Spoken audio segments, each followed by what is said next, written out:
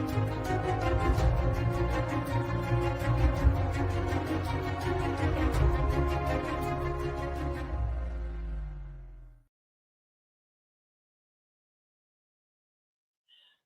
ክቡራት ተኸታተልቲ ከመይ ትቕንዩ እዚ ኣብ ሃርሞኒ ሜድያ ንፍንዎ ናይ ዜና መጽሔት መደብና ኢሎም ሰሙን ናባኹም ነቕርቦ ዘለና ኮይኑ ኣብ ናይ ሎም መዓልቲ መደብና ኣዝየን ኣገደስቲ ዝበልናዮ ሰለስተ ነጥብታት ሒዝና መጺናኩም ኣለና።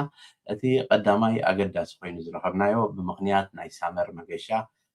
ወለዲ ብሓባር ምስ ደቆም ዝገሽሉ ኩነታት እንተጋጢሙ ወላ ሓደ ቀሊል ስቑኢልካ ትገሽሉ ኩነታት ኮይኑ ሓደ ካብ ወለዲ ምስ ቆልዑት ኣብ ዝገሸሉ ግዜ ግን ዘጋጥም ዘሎ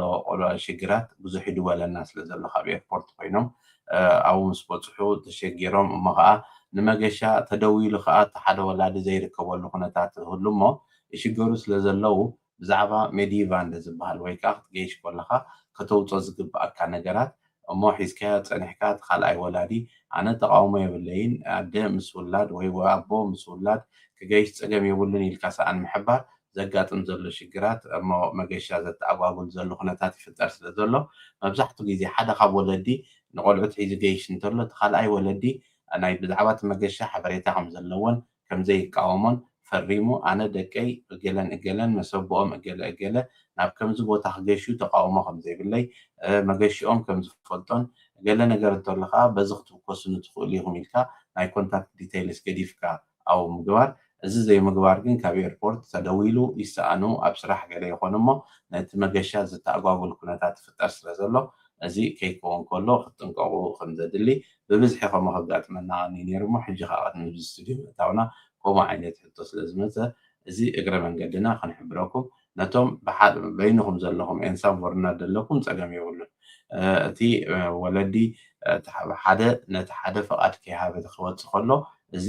ሃገራት እውን ይሓታየን ክትኣቱ ከለካ ኣብዚ እውን ክትወፅእ ከለካ ሓቲ ክእሉ እዮም እዚ ከዓ እንታይ ቆልዑት ወሲዶም ኣብ ካልእ ሃገር ገዲፍካ ምምፃእ ካልእ ዓይነት ገበናት ወይ እውን ናይ ቆልዑት ትራፊኪንግ ንምክልኻል ተባሂሉ ዝተገብረ ስለዝኾነ ኣዝዩ ኣገዳሲ ሕጊ ስለዝኾነ ሰባት እቲ ክገብርዎ ዝግባእ ኣማሊኦም ክብገሱ ደጊምና ብፍላይ ከዓ ሕጂ ሳመር ስለዝኾነ መገሻታት ስለዝበዝሕ ብከምዚ ዓይነት ንኣሽቱ ጌጋታት ዕብይ ዝበለ ሳዕቤን መፅኡ ከየኸልክል ምእንቲ ምጥንቃቕ ከድልዩ ስለዚ እዚ ክንሕብር ኢና ኢና እቲ ካልኣይ ካብ ዕለት ሓደ ጀሚሩ ኣብዚ ኦልሬዲ ድሕሪ ሰለስተ መዓልቲ ኣቢሉ ኣብ ተግባር ዝውዕል ናይ ጉምሩክ ሕጊ እዩ እሱ ከዓ ስጋዕ 150 ዩሮ ዝበፅሕ ወይ ከዓ 1500 ዝበፅሕ ቅድሚ ሕጂ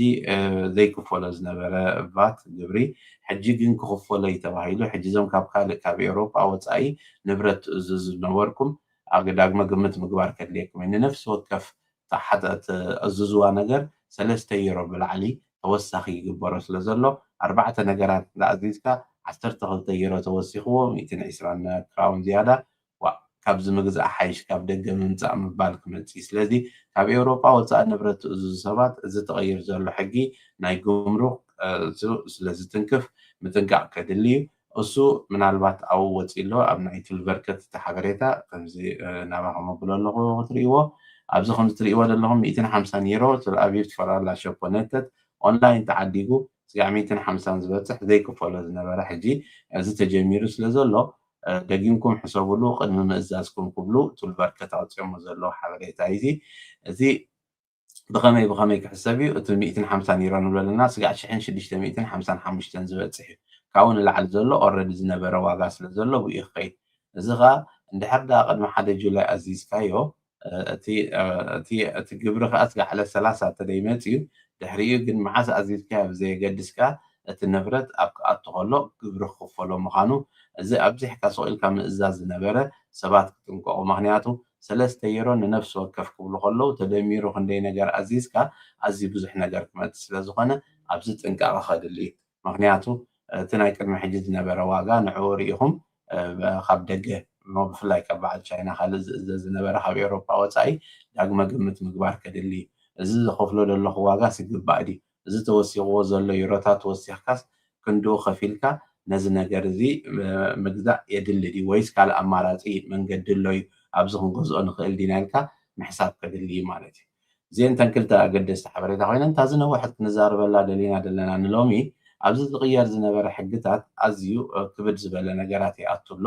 እዚ ከዓ ትርጉሙ እውን ነቶም ክኢላታት እውን ዘሸገሮም هي مالتي زي فاندل زبل نجار متيلو سنة مقبار إلنا هنا خنترجمه هاي سنة مقبار مقدال زبها النجار كان محجي زخانة زي قطع زنبرة نجارات لومي زي كنا زخل كل كبر زبالة نجارات حيز ما تزلو أبطقت تزلو قلعي تبك عين تمثل مقطع تتات يبزحله لومي نتز وسر زلو سقومتتات أتي من عايش تمثل جيجاتات كان محجي زنبرة لومي كبر يلو أكاتا أخوين قريب زلو نباخم نبلو دلنا كتريو زي دايو أب مترجم نايزي فاندل زبل نجر كيلاتاتن ميجرا هانسفركتن زهابو ملسي أبز خطريو انتاي مالتيو جي حدا تمارا ماراي بزباز قدايزي أندرياس أسبين زبهال أزي أشجار خوني وخمي غير كاي خطرجم صباحنا ناي حق خفتت كفت أريو مسبلة أميجرا هانسفركت ناي حق قداي حلافيت كاني እንታይ ኢላ እሳኻ ሪቶ ሂባ ኖ ፀገም የለን ወላ ጌጋታት ተጋጢሙ ኣብ ላዕለዋይ ቤት ፍርዲ ይግባኝ ምባል ስለ ዝከኣል እሱ ከም ፀገማይ ንሪኦን ኢና ኢላ ዘቕረበቶ ኣላ ካብ ዕለት 15 ጁን እቲ ፓርላማ ድሕሪ ምፅዳቑ ማጆሪቲ ኢኻ ኣፅዲቑ 302 ብ44 እዮም ኣፅዲቖሞ እቲ ሚልዮ ፓርቲትን ቬንስተር ፓርቲትን ኣንፃሩ ነይሮም ኩሎም ንሶም ኣድሚፆም እዚአን ድምፂ እየን ነይረንኦ እቲ ናይ ቫንደልስ ትሬኒንግ ኣብ ዝግበር ዘሎ እንታይ እዩ እቲ እኩብ ዝኾነ ገምጋሚ ክውሰድ እዩ ዝበሃል ዘሎ ሕጂ እቲ ጎደሎ ዝበሃል ብዙሕ ነገራት ኣብ ኣተረጓጉሙ ብፍላይ እንታይ እቲ ደሰክፍ ሸለልትነትን ኣብ ኣተዓባብያ ኣብ ዝለመድከያ ሕብረተሰብ ኣብ ዝነበረ ልምድታትካ ትኸዶም ነገራት ንኣሽቱ ዝመስሉካ ጌጋታት ሕጂ መስቲ ናይ ሽወደን ቫሊስ ዝኸይድ ኣይኮነን ብምባል ተተርጊሙ ንብዙሕ መንበሪ ፍቓድ መስሓቢ እውን ክኸውን ስለ ዝኽእል ኣሸጋሪ ዝኾነ ኩነታት ክፍጠር እዩ እዚ ለውጢ እዚ ካብ 13 ጁላይ ኣትሒዙ ኣብ ተግባር ዝውዕል ኮይኑ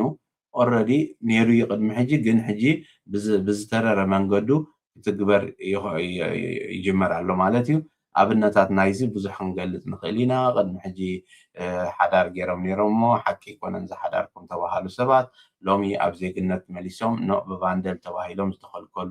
ካልኦት ከምኡ ቅድሚ ሕጂ ከምኡ ዘይመስል ዝነበረ ሎሚ ግን ናብኡ ዝኸይድ ኣሎ ኣብዚ ዝርዝር ተሪኢኹሞ ደሰክፍ ነገራት እዚ ተማራማራይ ከምኡ እዩ ዝብል ዘሎ እዚ ነቶም ኣብዚ ዝነብሩ ሰባት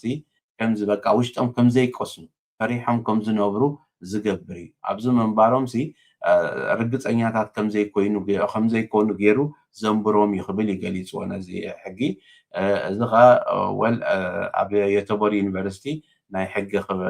ዲፓርትመንት ተሓጋጋዚ መምህር ዝኾነ እዚ እቲ ሕግስ በቃ ብርጥብ ዝበለ መንገዲ ከምዘይፀድቐን በቃ ዘይንፁር ነገራት ብዙሕ ከም ዘለዎ ገሊፁ እዚ ማለት ከዓኒ ነቲ ናይ ሕጊ ክፍተታት ክፈጥር ምዃኑን ኣሸጋሪ እዩ ንኣብነት ዘይተኸፍለ ዕዳታት እንተሎ እንድሕር ዳ ባህርያትካ ወይ ከዓ እትገብሮ ዘለካ ነገራት መስቲ ናይ ሽወደን ቫልዩ ዘይከይድ እንተኮይኑ ዝብል ነቲ ሲስተም ናይ ሓገዝ ነገር ዝምዝምዝ ሰባት ብሪስታንድ ሬገል ኣፍተር ሌርናል ንሕጊ ብልክዕ ደይምኽታሉ ወይ ከዓ እቲ ናይ ሽወደን ቫልዩስ ብግቡእ ደይምኻድ እቲ ካልእ ኣብ ንሃገር ፀጥታ ገለ ዝምልከት ዓበይቲ ጉዳያት እውን ኣብሎ እዚ ሕጂ እንታይ እዩ እቲ ኣተረጓጉማ ናይቲ ጉዳይ ነቲ ሕጊ ክፍተት መሊሱ ከግፍሖ እዩ ክብል ይትኽኢላ ገሊፁ ወል እቲ ኦቨርክሎጋ ምግባር ስጋዕ ዝከኣል ግዜ እዚ ሽግር ዝመፅእ ኣይኮነን ክትብልካ ሱዛና ፎንሴን ኣብ ናይ ሕጊ ጉዳይ ሓላፊት ማለት እዩ ንዕኡ ኣቕሪባቶ ኣላ እዚ ወላ ጌጋ ተተገይሩ ኣብ ላዕለዋይ ቤት ፍርዲ እውን ይግባይ ምባል ስለ ዝከኣል እዚ ብዙሕ ዘሸግር ነገር ኣይኮነን እዚ ዓብ ለውጢ ይኮነ ቀዲሙ እውን ዝነበረ ነገር እዩ ገለ ዝብል ስለዚ ወይ ዓብ ለውጢ ክመፅእ ወይ ከዓ እዚ ለውጢ እዚ ክትግብሮ ኣይትኽእልን ኢኻ ክብል እቲ ናይ ተዓውዲ ዘፅንዐ ኣንድርያስ ኣስፔል ኣቕሪቡሎ እዚ ግን ኣሰካፊ ዝገብሮ ነገራት ብዙሕ ነገራት ሕጂ ኣብዚ እቲ ሸለልትነት ብፍላይ መስቲ ሒዝናያ ዝመፃና ባህልን ልምድን ንብዙሓት ሰባት ኣብ ዓበይቲ ጌጋታት ከእትዎን ቀሊል ዝመስል ጌጋታት ሕጂ መንበሪ ፍቓድ ምስሓብ እንደገና ኣብ ልዕሊኡ ከዓኒ ነቲ ገበን ኮይኑ ብዙሕ ከቕፅዕ ዝኽእል ነገራት ኩነታት ከዓ ክፈጥር እዩ ማለት ስለዚ ደጊማ ተሓሳስቦ ንደሊ ኣብዚ መፅእ ዘሎ ሕግታት ኣብዚ ዝኸይድ ዘሎ ነገራት ድሕሪ ሕጂ ቁርብ ጥንቅቕ ምባልን ኣኽብድ ኣቢልካ ነገራት ምርኣይን ከድሊ እዩ እንዳበልና ንሎሚ ዘቕረብናዮ መደብ ኣብዚ ክንዛዝመልኩም ኢና ዝቕፅል ሰሙን ብካልእ ትሕዝቶ ስጋዕ ንራኸብ። ሰላም ቅንያት